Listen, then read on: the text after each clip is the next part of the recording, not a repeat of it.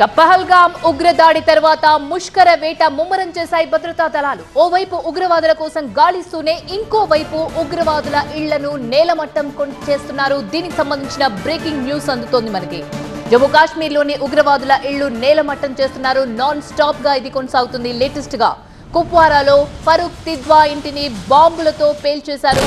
లష్కరే తోయిబా సంస్థలో ఫరూక్ యాక్టివ్ గా ఉన్నారు. అయితే ప్రస్తుతం పాకిస్తాన్ లో తలదాచుకుంటున్నాడు ఫరూక్ తిద్వా. పాక్ ఆర్మీతో కలిసి అమాయకుల ప్రాణాలు తీస్తున్నాడు ఫరూక్. ఇప్పటికే 5 ఉగ్రవాదుల ఇళ్లను నేలమట్టం చేశాయి భద్రతా దళాలు. పహల్గామ్ ఉగ్రదాడి తర్వాత ఉగ్ర వేటను ముమ్మరం చేశాయి భారత సైన్యం. పహల్గామ్ ఉగ్ర దాడి తర్వాత ముమ్మరంగా ఉగ్ర వేట కొనసాగుతుంది. ఇందులో భాగంగా ఇప్పటి వరకు 5 ఉగ్రవాదుల ఇళ్లను నేలమట్టం చేసింది ఇండియన్ ఆర్మీ. దానికి సంబంధించిన విజువల్స్ ని మనం చూస్తున్నాము. కుప్వారాలో ఫరూక్ తిద్వా ఇంటిని బాంబులతో పేల్చేశారు. లష్కరే తోయిబా సంస్థలో యాక్టివ్ గా ఉన్నారు ఫరూక్. ఆ ఫరూక్ ఇంటిని పేల్చిన దృశ్యాల్ని మనం చూస్తున్నాం. అయితే ఎప్పుడైతే పుల్వామా దాడి జరిగిందో, ఎప్పుడైతే ఈ ఉగ్ర దాడి జరిగిందో, ఆ ఉగ్ర దాడి తర్వాత ఇండియన్ ఆర్మీ చాలా సీరియస్ గా ఉంది. ఇప్పటికే 5 ఉగ్రవాదుల ఇళ్లను పేల్చేసింది భద్రతా దళాలు. ఈ నేపథ్యంలో పహల్గామ్ ఉగ్రవాద దాడి తర్వాత ముమ్మరంగా ఉగ్రవేట కొనసాగుతుంది. వాళ్ళ ఇళ్లను నేలమట్టం చేస్తున్న విజువల్స్ ని మనం చూస్తున్నాం. ఇప్పుడే కాదు, ఉగ్రదాడి తర్వాత రోజు నుంచి ఆర్మీ ఇదే పనిలో ఉంది. ఉగ్రవాదుల ఇళ్లను ఒక్కొక్కటిగా బాంబులు పెట్టి లేపేస్తుంది. మొన్న 24న ఆసిఫ్ ఇంటిని పేల్చినప్పుడు ఇదే దృశ్యాలు కనిపించాయి. ఇప్పుడు మళ్ళీ అవే దృశ్యాలు కనిపిస్తున్నాయి. ఎట్టి పరిస్థితుల్లో వాళ్ళని వదిలే ప్రసక్తే లేదన్నారు ప్రధాని మోదీ. అన్నట్టుగానే భారత ఆర్మీ చాలా యాక్టివ్ గా ఉగ్ర వేట మొదలుపెట్టింది. ఇవాళ ఫారూక్ ఇంటిని కూడా భారీ బాంబులతో లేపేసింది ఇండియన్ ఆర్మీ. దానికి సంబంధించిన విజువల్స్ ని మనం చూస్తున్నాం. ఉగ్రవాది ఇళ్లుని ఏ విధంగా పేల్చేశారో ఆ విజువల్స్ ని మనం చూస్తున్నాం. ఇప్పటి వరకు 5 ఉగ్రవాదుల ఇళ్లను పేల్చేసింది భారత ఆర్మీ.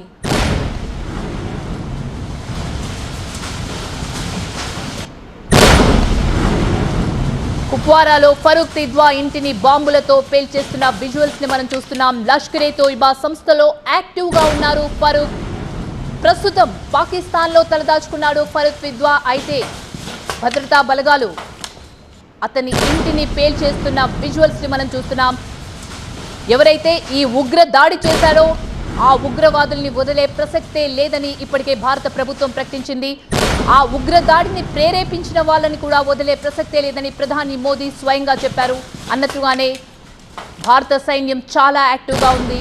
ఉగ్రవేటలో భాగంగా కుప్వారాలో ఫరూక్ తిద్వా ఇంటిని బాంబులతో పేల్చేస్తున్న దృశ్యాలు చూస్తున్నాం. మొన్న పుల్వామాలో బ్లాస్ట్ జరిగింది. తర్వాత ఉగ్రవాదుల ఇల్లు నేలమట్టం ఏ విధంగా అయ్యాయో మనం టీవీ9 స్క్రీన్ పైన బాక్సులో చూస్తున్నాం.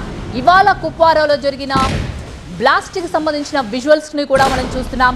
22న ఉగ్రదాడి జరిగింది. 23 నుంచి ఉగ్రవాదుల కోసం జల్లెడ స్టార్ట్ చేసింది ఇండియన్ ఆర్మీ. అన్నట్టుగానే వేట ముమ్మరం చేశారు. వాళ్ళని వదిలే ప్రసక్తే లేదని చెప్పారు. అన్నట్టుగానే రివెంజ్ తీర్చుకోవాలని యావత్ భారతదేశం కూడా కోరుతుంది. సో ఈ నేపథ్యంలో ఒక్కొక్కటిగా వాళ్ళ పునాదులు ఎక్కడైతే ఉన్నాయో పెకిలిస్తూ ముందుకు వెళ్తుంది భారత ఆర్మీ. దానికి సంబంధించిన విజువల్స్ ని మనం చూస్తున్నాం. ఉగ్రవాద ఇళ్లు బ్లాస్ట్ చేసిన విజువల్స్ ని మనం టీవీ9 స్క్రీన్ పైన చూస్తున్నాం.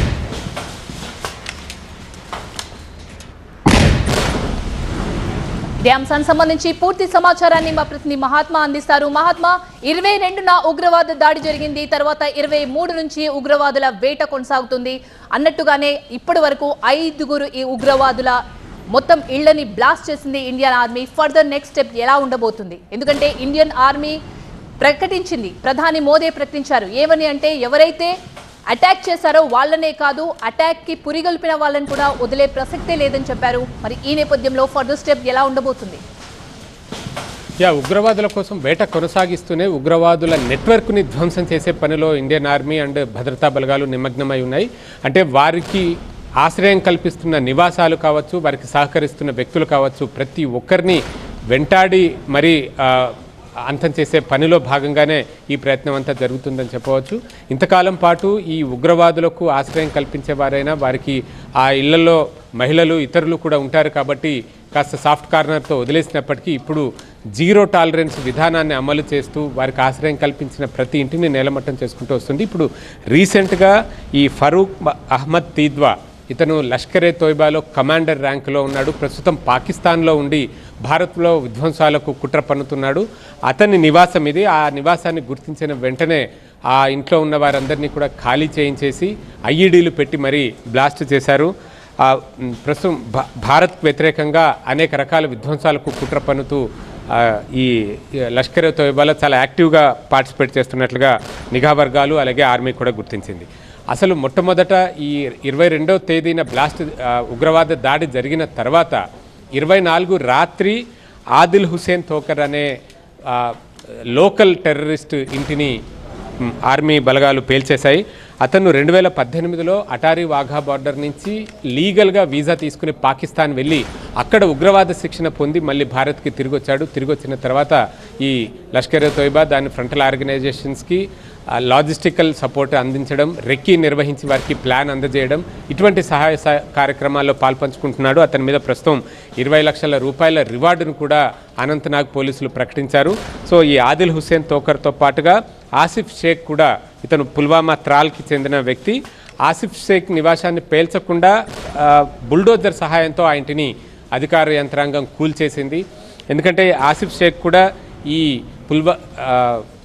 పుల్వామా నివాసే అయినప్పటికీ ఇక్కడ రీసెంట్గా జరిగిన ఉగ్రవాద దాడిలో సహాయం అందించాడు. పాకిస్తాన్ జాతీయులైన ఉగ్రవాదులకు కావాల్సిన ఏర్పాట్లన్నింటినీ కూడా చేశాడు.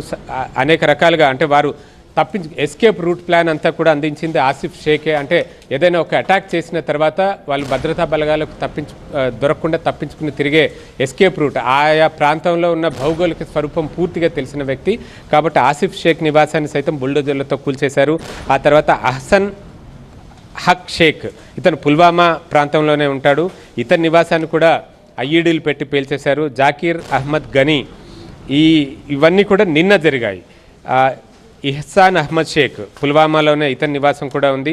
అలాగే హరీస్ అహ్మద్, వీరంతా కూడా పుల్వామా, కుల్గామ్ అండ్ త్రాల్ ఈ పరిసర ప్రాంతాలు అంటే సౌత్ కాశ్మీర్లో చాలా యాక్టివ్గా ఈ టెర్రరిజం అనేది బాగా ఎక్కువగా కనిపిస్తూ ఉంది. పాకిస్తాన్ ప్రేరేపిత ఉగ్రవాదులు నేరుగా వచ్చి విధ్వంసాలకు పాల్పడుతుంటే వారికి ఇక్కడున్న లోకల్ టెర్రరిస్టులు అనేక రకాలుగా సహకారం అందిస్తున్నారు. వారికి ఎస్కేప్ రూట్ ప్లాన్ నుంచి మొదలు పెడితే కావాల్సిన లాజిస్టికల్ సపోర్ట్ అంటే వారిని ఎక్కడి నుంచైనా ఎక్కడికి తరలించడానికి అవసరమైన ట్రాన్స్పోర్టేషన్ కల్పించడం కానీ, వారికి ఆశ్రయం కల్పించడం, హైడౌట్స్ ఇట్లాంటివన్నిటినీ కూడా ఇక్కడ లోకల్గా ఉన్న ఉగ్రవాదులు సహకరిస్తున్నారు. అటువంటి వారందరినీ ఒకవైపు ఐడెంటిఫై చేసి వారి నివాసాలన్నింటినీ కూల్చివేయడం, ఐఈడీలు పెట్టి బ్లాస్ట్ చేయడం కావచ్చు, లేకపోతే ఈ బుల్డోజర్ల సహాయంతో కూల్చివేయడం కావచ్చు, ఆ రకంగా వారికి ఉన్న ఇన్ఫ్రాస్ట్రక్చర్ అన్నింటినీ కూడా దెబ్బతీసే ప్రయత్నం భారత భద్రతా బలగాలు చేస్తున్నాయి. మొత్తంగా ఆ నెట్వర్క్ని చిన్నాభిన్నం చేయాలని అంటే వారికి కావాల్సిన అన్ని రకాల సపోర్ట్ బేస్ని ధ్వంసం చేయాల్సిందేనన్న ఒక కఠినమైన వైఖరిని అవలంబిస్తూ ప్రస్తుతం ముందుకెళ్తున్నారు. మరొక వైపు భద్రతా బలగాలు పెద్ద ఎత్తున కూంబింగ్ ఆపరేషన్స్ని సైతం నిర్వహిస్తున్నాయి.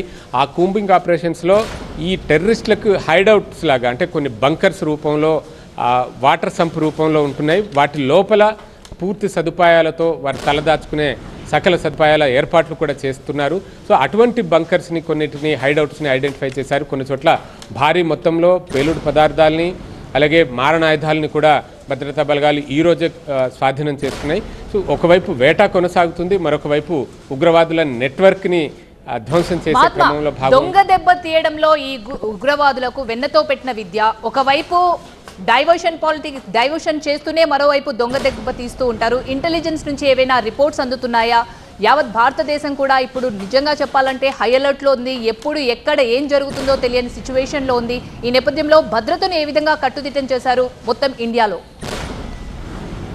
కాశ్మీర్తో పాటుగా ఇప్పుడు జరిగిన దాడి ఘటన అనంతరం దేశవ్యాప్తంగా భద్రతను కట్టుదిట్టం చేశారు. ఉగ్రవాద దాడులకు ఆస్కారం ఉన్న ప్రాంతాలు, గతంలో ఉగ్రవాద దాడులకు గురైన ప్రాంతాలు, వీటన్ని చోట్ల కూడా భద్రతను కట్టుదిట్టం చేశారు. ముఖ్యంగా కాశ్మీర్లో ఇంతకాలం పాటు సామాన్య ప్రజానీకాన్ని ఎప్పుడు కూడా టార్గెట్ చేయలేదు. అంటే యాత్రికుల్ని కావచ్చు, లోకల్ వాళ్ళని కావచ్చు, ఎవరిని కూడా ఎప్పుడు టార్గెట్ చేయలేదు.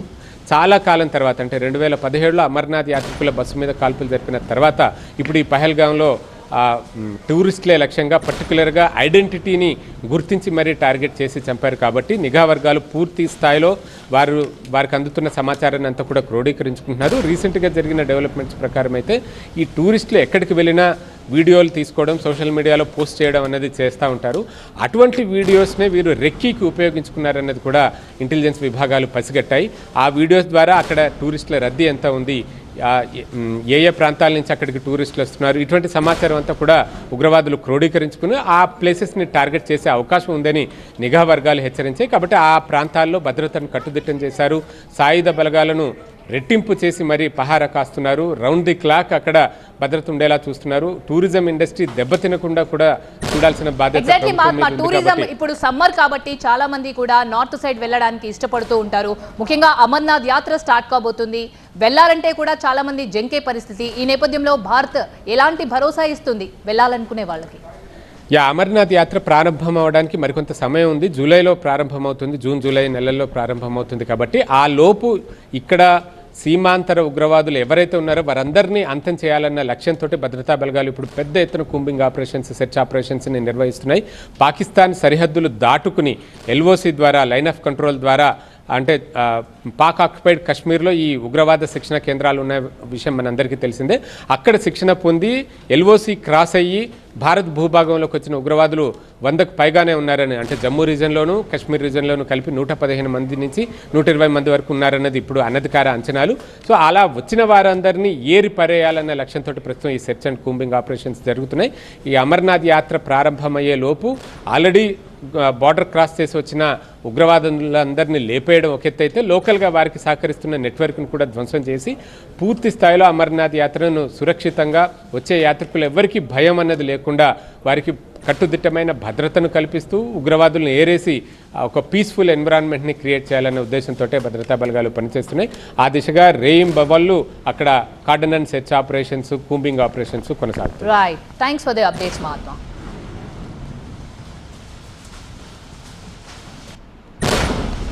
మనం చూస్తున్నాం కువ్వారాలో ఫరూక్ తిద్వా ఇంటిని బాంబులతో పేల్చివేసిన విజువల్స్ని మనం చూస్తున్నాం. 23న పుల్వామాలో ఉగ్రవాది ఆసిఫ్ ఇళ్లుని ఖతం చేసిన విజువల్స్ని కూడా మనం చూస్తున్నాం. 24న పోషియానాలో షాహిద్ ఇల్లు ధ్వంసమైన విజువల్స్. 25న పుల్వామాలో మరో 3 ఇళ్లను కూడా భారత సైన్యం నేలమట్టం చేసింది. దానికి సంబంధించిన విజువల్స్ని మనం చూస్తున్నాం. 22న ఉగ్ర దాడి జరిగింది. 23 నుంచి ఉగ్రవాదుల కోసం వేట మొదలైంది. ఆ వేటలో భాగంగానే ఒక్కొక్క ఉగ్రవాది ఇళ్లు నేలమట్టం చేస్తూ ముందుకు కదులుతుంది భారత ఆర్మీ. ఉగ్రవాదుల్ని కూడా ఎట్టి పరిస్థితుల్లో వదిలే ప్రసక్తే లేదని చెప్పింది. అన్నట్టుగానే వాళ్లపై అటాక్ షురూ చేసింది.